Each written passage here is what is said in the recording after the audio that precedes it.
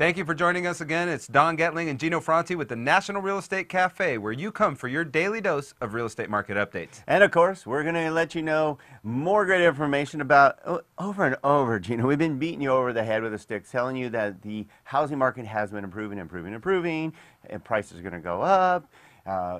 All this great information to take action. Well, home price is not the only thing going up, right, Gino? No, in fact, one of the things that's beautiful here, beautiful for me since I own some properties, is rent continues to climb. So I'm able to continue to raise the rent on my tenants. And it's not because we're bad people, it's because the cost of living continues to rise. Albeit slowly. If you look at this chart, you'll see there hasn't been very many times in history where rent declines. It's usually on the upward trend.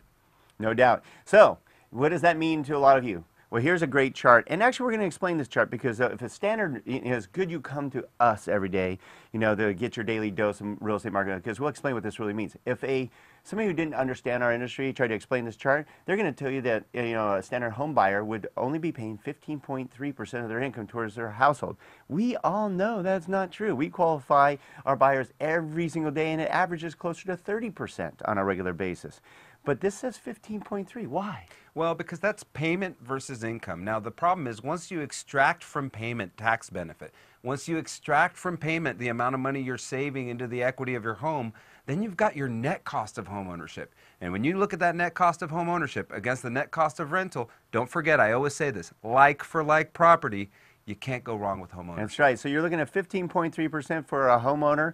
And a new home buyer, obviously, a first-time home buyer, maybe a little bit more of a portion, but they're getting in. Now we're at 17.4%. Now, here's where it backs up our claim about the tax benefits. Those of you paying rent are paying 30% of your income towards rent. And that's because nothing is being written off. You have no advantages. You don't have appreciation. You don't have tax write-offs for your interest or your property taxes or any of the above. So it's just going away. So remember, Gino always says, you're paying a mortgage, whether it's yours or somebody else's. Might as well make it yours. Yeah, in fact, we've got one more slide here that we want to show you. This is a very realistic example of what may happen in 2015 with the real estate market. A small, modest growth of, let's say, 3 or 4% appreciation. Okay, very modest number here. And then interest rates to go from 4% average to 5% average. Very realistic, could completely happen if the economy continues to be robust. That has a $242 impact on your payment.